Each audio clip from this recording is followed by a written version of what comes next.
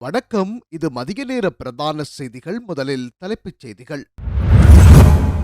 இலங்கையின் மீள்கட்டமைப்புக்கு ஐநா சபை முழுமையான ஆதரவு. இந்திய மீனவரை கட்டுப்படுத்தாவிடில் நாமே கடலில் இறங்கி போராடுவோம். யாழ் மாவட்ட மீனவர்கள் எச்சரிக்கை. அனைத்து தமிழ்த் தேசிய கட்சிகளும் ஒரே குடையின் கீழ் செயற்பட வேண்டும். நாட்டு மக்கள் துன்பப்படுகின்றார்கள். அவசரமாக பாராளுமன்றத்தை கூட்டுக. நாமல் ராஜபக்ச கோரிக்கை. எங்களுக்கு தெரிந்த காலத்திலிருந்து இந்தளவு பாரிய அனர்த்தம் ஏற்பட்டதில்லை. ராஜித சேனாரத்தின தெரிவிப்பு. ரூபா 400 மில்லியன் பெறுமதியான உதவியுடன் நேற்று இலங்கைக்கு வந்தது சீன விமானம். கடற்படையினரை கௌரவியுங்கள். வெள்ளத்தில் சிக்கிய பஸ்ஸில் பயணித்த பல்கலைக்கழக மாணவர்கள் கோரிக்கை. யாழில் அமைதியை சீர்குலைக்க சதி. அரசாங்கம் ஒருபோதும் இடமளிக்காது. அணையா விளக்கு தூவி சேதமாக்கப்பட்டமைக்கு எதிராக அமைச்சர் சந்திரசேகர் கடும் கண்டனம். அரச சேவைக்கு நியமனம் பெறுவோர் கதிரைக்கு பாரமாக இருக்கக்கூடாது. மட்டு அம்பிட்டிய தேரரை 15ஆம் திகதிக்கு முன் கைது செய்யுமாறு நீதிமன்றம் நேற்று உத்தரவு. சீரற்ற வானிலை காரணமாக 1000 பாடசாலைகள் பாதிப்பு.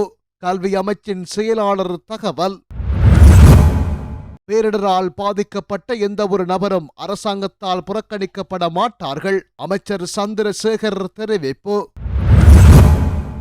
இந்திய மீனவர்களின் அத்துமீறல்களை கட்டுப்படுத்த அரசாங்கம் உடனடியாக நடவடிக்கை எடுக்க வேண்டும். இல்லையெனில் நாமே கடலில் இறங்கி போராடுவோம் என யாழ் கடற்தொழிலாளர்கள் தெரிவித்துள்ளனர். யாழ்ப்பாணம் வடமராட்சி கிழக்கு தொடக்கம் நெடுந்தீவு வரையான மீனவ சங்க பிரதிநிதிகள் யாழ்ப்பாணம் மாவட்ட நீரியல் வன திணைக்கள உதவி பணிப்பாளர் கிருஷ்ணன் அகிலனை நேற்று திங்கட்கிழமை நேரில் சந்தித்து இந்திய மீனவர்களின் அத்துமீறல்களை கட்டுப்படுத்த நடவடிக்கை எடுக்க வேண்டும் என கோரினர். அதன் பின்னர் அவர்கள் ஊடகங்களுக்கு கருத்து தெரிவிக்கையில், இந்திய மீனவர்களின் அத்துமீறல்களால் எமது கடல் வளங்கள் அளிக்கப்படுவது, எமது வலைகள் சேதமாக்கப்பட்டு வாழ்வாதாரத்தை அளிப்பதுடன் பொருளாதார ரீதியாகவும் எமக்கு பாதிப்பை ஏற்படுத்துகின்றனர். எனவே இந்திய மீனவர்களை கட்டுப்படுத்த உடனடியாக அரசாங்கம் நடவடிக்கை எடுக்க வேண்டும். இல்லையெனில் நாமே கடலில் இறங்கி அவர்களுக்கு எதிராக போராடுவோம். இதன் முதல் கட்டமாக எதிர்வரும் வெள்ளிக்கிழமை யாழ்ப்பாணத்தில் நீரியல் வள திணைக்களத்தின் முன்னிருந்து போராட்டம் ஒன்றை ஆரம்பித்து மாவட்ட செயலகம் வரை செல்ல உள்ளோம். அங்கு மாவட்ட செயலக வாயிலை மூடி எமது போராட்டத்தை முன்னெடுக்க உள்ளோம் என்று அவர்கள் குறிப்பிட்டுள்ளார்கள். தமிழ் தேசியத்தின் பால் செயற்படும் அனைத்து தமிழ் கட்சிகளையும் இணைத்து செயற்படுவதை நாம் விரும்புகின்றோம். இதற்காக ஏற்கனவே இணைந்து செயற்படும் கட்சிகளுடன் கலந்துரையாடி வருகின்றோம். அவ்வாறே தற்போது அடுத்த கட்டத்தை நோக்கி செல்வதற்காக சந்திப்புகள் இடம்பெற்று வருகின்றன. இவ்வாறு ஜனநாயக தமிழ் தேசிய கூட்டணியின் பங்காளி கட்சியான புலட்டின் தலைவரும் முன்னாள் நாடாளுமன்ற உறுப்பினருமான தர்மலிங்கம் சித்தார்த்தன் தெரிவித்துள்ளார். யாழ்ப்பாணத்தில் நேற்று முன்தினம் நடைபெற்ற இலங்கை தமிழரசு கட்சிக்கும் ஜனநாயக தமிழ் தேசிய கூட்டணிக்கும் இடையிலான சந்திப்பு மற்றும் அடுத்த கட்ட அரசியல் நகர்வுகள் தொடர்பில் கேட்டபோது தர்மலிங்கம் சித்தார்த்தன் இவ்வாறு குறிப்பிட்டுள்ளார். அவர் மேலும் தெரிவிக்கையில், நாடாளுமன்ற தேர்தலுக்கு அப்பால் ஏற்பட்டுள்ள மாற்றங்கள் மாற்றுக் கட்சிகளை ஆதரித்தவர்களின் மன வெளிப்பாடுகள் தொடர்பாக மக்கள் அதிருப்தி அடைந்துள்ளனர். நாங்கள் அறிந்து கொண்டதுடன் மக்களே எம்மை நோக்கி வருவதையும் நாம் அவதானித்து வருகின்றோம். இவ்வாறான சூழலில் அடுத்த கட்ட நகர்வுகளை மக்களின் தேவைகளை நாம் நிறைவேற்றிக் கொள்வதற்கு நாங்கள் முதலில் ஒன்றிணைய வேண்டும். குறிப்பாக தமிழ்த் தேசிய நிலைப்பாட்டில் இருக்கின்ற தமிழ்த் தேசிய கட்சிகள் ஒன்றிணைய வேண்டும் என்ற மக்களின் விருப்பங்களை நிறைவேற்றும் பொறுப்பு எங்கள் ஒருவரிடமும் உள்ளது. அந்த வகையில் நாம் சந்திப்புகளில் ஈடுபடுகின்றோம். சந்திப்புகளின் போது ஒன்றிணைந்து செயற்படுவதையும் மாகாண சபை தேர்தல் அரசமைப்பு தொடர்பாக பேசி வருகின்றோம்.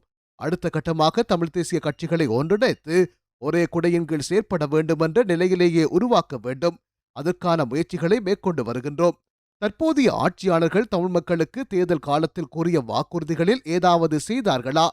இதுவரை செய்யாதவர்கள் இனியும் செய்வார்களா என்றால் அதனை இல்லை என்றே கூற வேண்டும். தேர்தலுக்காக கூறியவை தேர்தலுடனே சென்று விட்டது.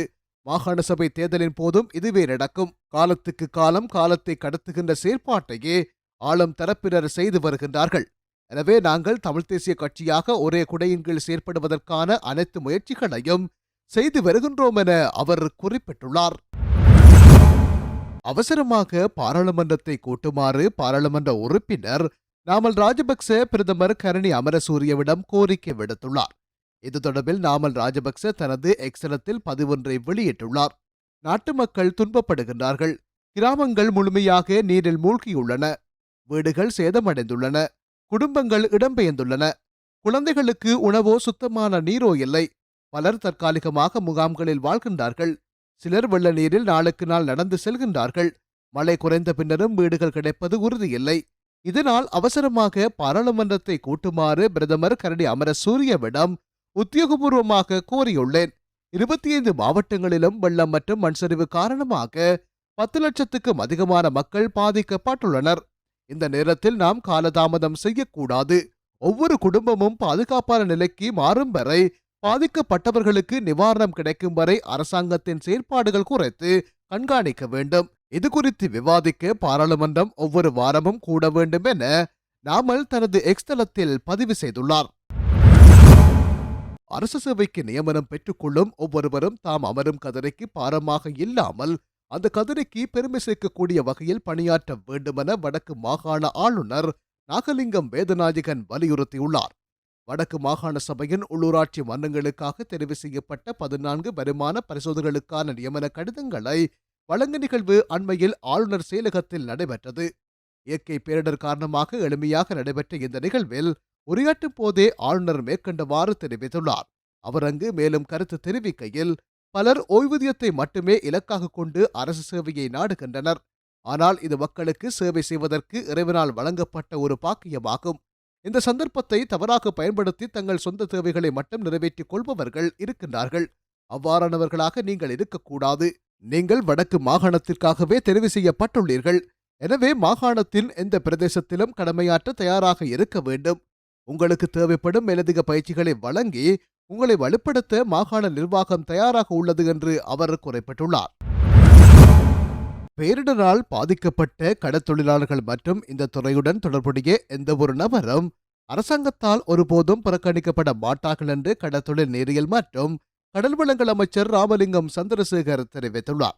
அண்மையில் ஏற்பட்ட சீரற்ற காலநிலை தாக்கம் காரணமாக புத்தளம் மாவட்டம் பேரிடரை எதிர்கொண்டுள்ளது. குறிப்பாக கடற்தொழில் மற்றும் இறால்பண்ணைத்துறை பெரும் பாதிப்பை சந்தித்துள்ளது. பலத்த காற்று, தொடர்ச்சியான மழை மற்றும் சூறாவளி நிலை காரணமாக புத்தளத்தில் உள்ள 600க்கும் மேற்பட்ட இறால்பண்ணைகள் சேதமடைந்துள்ளன. இந்த பாதிப்பை நேரில் ஆய்வு செய்ய அமைச்சர் சந்திரசேகர் நேற்று முன்தினம் புத்தளத்துக்கு பயணம் மேற்கொண்டார். இதன்போது பாதிக்கப்பட்ட கடற்தொழிலாளர்கள் மற்றும் பண்ணையாளர்களை சந்தித்து அவர்கள் எதிர்கொண்ட சேதங்கள், உடனடி தேவைகள் மற்றும் எதிர்கால குறைகள் தொடர்பில் விரிவாக கேட்டறிந்தார். பாதிப்புக்குள்ளான குடும்பங்களுக்கு அரசாங்கத்தின் சார்பில் நிவாரண உதவிகள் வழங்கப்பட்டன. இதனுடன் எதிர்காலத்தில் கடற்தொழில் துறையை மீண்டும் கட்டியெழுப்பும் வகையில் எடுக்கப்படவுள்ள நடவடிக்கைகள் பற்றியும் அமைச்சர் விவரித்துள்ளார். தொழிலாளர்கள் தங்கள் வாழ்வாதாரத்தை விரைவில் மீண்டும் தொடங்கும் வகையில் தேவையான அனைத்து உதவிகளும் வழங்கப்படும் என்றும் அவர் உறுதியளித்துள்ளார். பேரிடரால் பாதிக்கப்பட்ட இலங்கையின் மக்களுக்காக சீனாவால் நன்கொடையாக வழங்கப்பட்ட சுமார் 400 மில்லியன் ரூபாய் பெறுமதியான மனிதாபிமான உதவித்தொகை நேற்று காலை சீன சரக்கு விமானம் மூலம் கட்டுநாயக்க பண்டார்நாயக்க சர்வதேச விமான நிலையத்துக்கு கொண்டு வரப்பட்டது. சங்காயிலிருந்து புறப்பட்ட போயிங் 747 என்ற விமானம் நேற்று காலை 10:47 மணிக்கு கட்டுநாயக்க விமான நிலையத்தில் தரையிறங்கியதாக விமான நிலைய அதிகாரிகள் தெரிவித்தனர். நிவாரணப் பொருட்களில் 84,525 கிலோ எடையுள்ள லைஃப் ஜாக்கெட்டுகள், கூடாரங்கள், போர்வைகள் மற்றும் படுக்கை விரிப்புகள் ஆகியவை அடங்குகின்றன. துறைமுகங்கள் மற்றும் சிவில் விமான போக்குவரத்து அமைச்சர் அனுர கர்ணாதிலக, பாதுகாப்புத்துறை அமைச்சர் அருண ஜெயசேகர மற்றும் இலங்கைக்கான சீன தூதர் ஜென்கோங் உள்ளிட்ட ஒரு பெரிய குழு உதவியை பெறுவதற்காக விமான நிலையத்திற்கு வந்திருந்ததாகவும் விமான நிலைய அதிகாரிகள் குறிப்பிட்டனர்.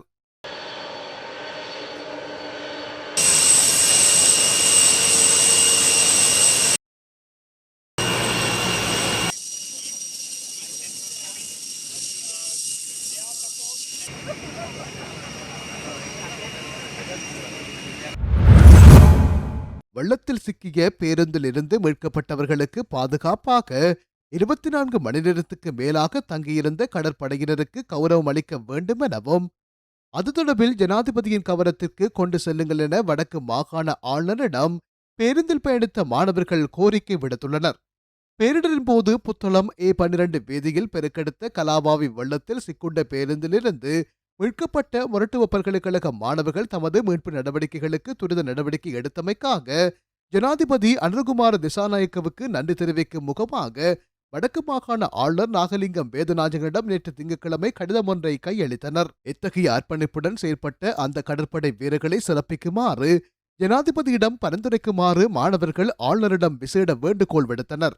மிகவும் ஆபத்தான சூழலில் எவ்வித தாமதமுமின்றி மேற்கொள்ளப்பட்ட மீட்பு நடவடிக்கைகளுக்கு உதவிய அனைத்து தரப்பினருக்கும் விசேடமாக மீட்புப் பணிகளை துரிதப்படுத்தி வழிநடத்திய ஜனாதிபதி அனுரகுமார திசாநாயக்கவுக்கும் தமது மனமார்ந்த நன்றிகளை தெரிவிப்பதாக குறிப்பிட்ட மாணவர்கள் இந்த நன்றியுணர்வை வெளிப்படுத்தும் வகையிலான உத்தியோகபூர்வ கடிதத்தை ஆளுநரிடம் சமர்ப்பித்தனர். மாணவர்களால் கையளிக்கப்பட்ட குறித்த கடிதத்தை ஆளுநர் உடனடியாகவே ஜனாதிபதியின் கவனத்துக்கு கொண்டு செல்லும் வகையில் அனுப்பி வைத்தார். நாட்டில் ஏற்பட்டுள்ள இந்த அனர்த்தம் எமக்கு தெரிந்த காலத்தில் இருந்து இந்தளவு பாரிய அனர்த்தம் ஏற்பட்டதில்லை. நாட்டு மக்களில் 100% பாதிக்கப்பட்டுள்ளனர். இவ்வாறு முன்னாள் நாடாளுமன்ற உறுப்பினர் ராஜித சேனாரத்ன தெரிவித்துள்ளார். கொழும்பில் அமைந்துள்ள முன்னாள் ஜனாதிபதி ரணில் விக்ரமசிங்கவின் அரசியல் காரியாலயத்தில் நேற்று திங்கட்கிழமை இடம்பெற்ற செய்தியாளர் சந்திப்பில் கலந்து கொண்டு கருத்து தெரிவிக்கையிலேயே அவர் இவ்வாறு தெரிவித்துள்ளார். அவர் தொடர்ந்து குறிப்பிடுகையில், நாட்டில் ஏற்பட்டுள்ள அந்த அனர்த்தம் எமக்கு தெரிந்த காலத்திலிருந்து இந்தளவு பாரிய அனர்த்தம் ஏற்பட்டதில்லை. நாட்டு மக்களில் 110% பாதிக்கப்பட்டுள்ளனர். நாடு முழுவதும் மக்கள் பாதிக்கப்பட்டுள்ளார்கள். இந்த அனர்த்தத்தில் பாதிக்கப்பட்டு உயிரிழந்த மற்றும் காணாமல் போயுள்ளவர்களின் சரியான தொகை இதுவரை கணக்கிட முடியாமல் போயிருக்கிறது. நாளுக்கு நாள் மரண எண்ணிக்கை அதிகரித்து வருகிறது. எமது காலத்தில் பல சந்தர்ப்பங்களில் வெள்ளப்பெருக்கு ஏற்பட்டிருக்கிறது. இது தொடர்பில் வளிமண்டலவியல் திணைக்களம் எதிர்வு கூறும் போது நாங்கள் அதற்கு தேவையான முன்னேற்பாடுகளை மேற்கொண்டு வந்திருக்கின்றோம். அதனால் வெள்ளப்பெருக்கு, சூறாவளி, மண்சரிவு போன்ற அனர்த்தங்களால் ஏற்படும் ஆபத்துக்களை எம்மால் குறைக்க முடியுமாக இருந்தது. அதேபோன்று தற்போது இடம்பெற்ற அடுத்த தொடர்பில் 2 வாரங்களுக்கு முன்னரே வளிமண்டலவியல் திணைக்களம் இது தொடர்பில் பல தடவைகள் எதிர்வு கூறியிருக்கிறது. காலநிலை அவதான நிலையம் மற்றும் சர்வதேச ஊடகங்களின் எதிர்வு கூறல்கள் தொடர்பில் அரசாங்கம் செயற்பட்டு முன்னேற்பாடுகளை மேற்கொண்டிருந்தால் தற்போது ஏற்பட்டிருக்கும் பாதிப்புகளில் 180% குறைத்துக் கொண்டிருக்கலாம். ஆனால் அரசாங்கம் அவ்வாறு செயற்பட தவறியிருக்கிறது. இது தொடர்பில் போதிய அனுபவமின்மையே இதற்கான காரணமாகும். அதே நேரம் பாதிக்கப்பட்ட மற்றும் அனர்த்தத்தில் உயிரிழந்தவர்களுக்கு நட்டஈடு வழங்குவதற்காக அரசாங்கம் அறிவித்திருந்தது. அதே நேரம் பாதிப்புகளுக்கு அமைய எவ்வளவு தொகை நட்ட ஈடாக வழங்கப் போகிறோம் என்ற அளவையும் ஜனாதிபதி அறிவித்திருந்தார்.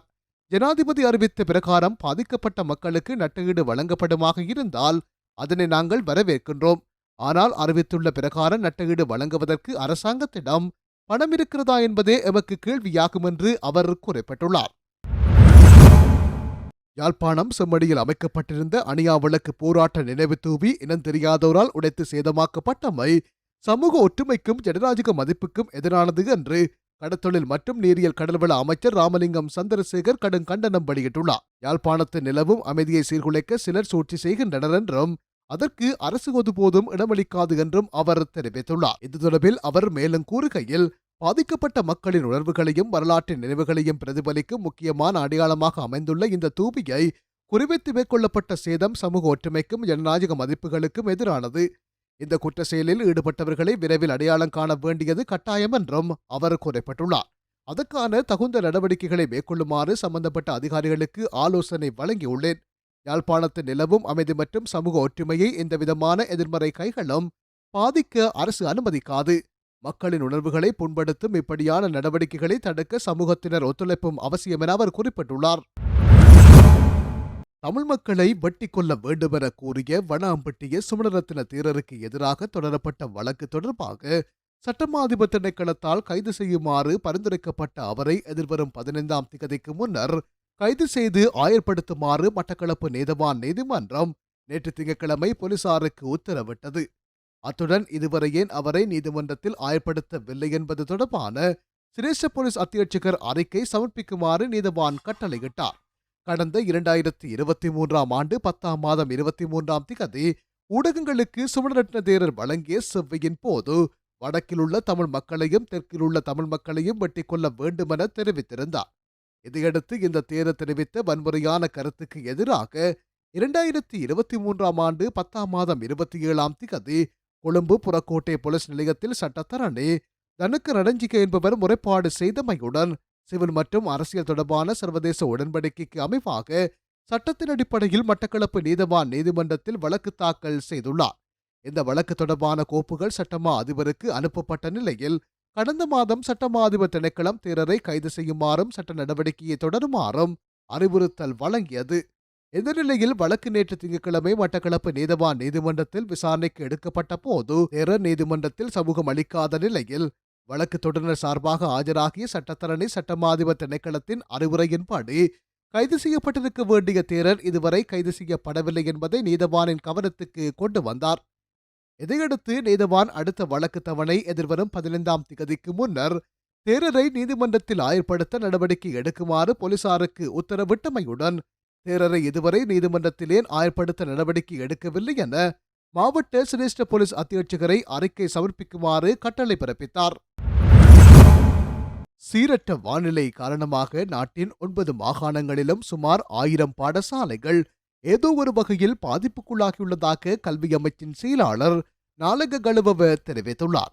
அதற்கமைய பாடசாலை செல்லும் சுமார் 1 லட்சம் மாணவர்கள் இந்த அனர்த்தத்தினால் பாதிக்கப்பட்டுள்ளதாக அவர் சுட்டிக்காட்டினார். எவ்வாறாயினும் அனர்த்தத்தினால் கடுமையாக பாதிக்கப்படாத பிரதேசங்களில் உள்ள பாடசாலைகளை இம்மாதம் 16ஆம் திகதி திறப்பதற்கு தீர்மானிக்கப்பட்டுள்ளதாக அவர் தெரிவித்துள்ளார். எந்த பிரதேசத்தில் எந்த பாடசாலைகள் திறக்கப்படும் என்பது குறித்து உத்தியோகபூர்வ அறிவிப்பை விரைவில் வெளியிடுவோம் என எதிர்பார்த்துள்ளோம். இப்பாடசாலைகள் திறக்கப்படுவதுடன் காப்போத்தா உயர்தர பரீட்சையில் நடத்தப்படாத வினாத்தாள்களை 2026 ஜனவரி மாதத்தில் நடத்துவதற்கு தற்போது முயற்சிக்கப்பட்டு வருகிறது எனவும் அவர் குறிப்பிட்டுள்ளார்.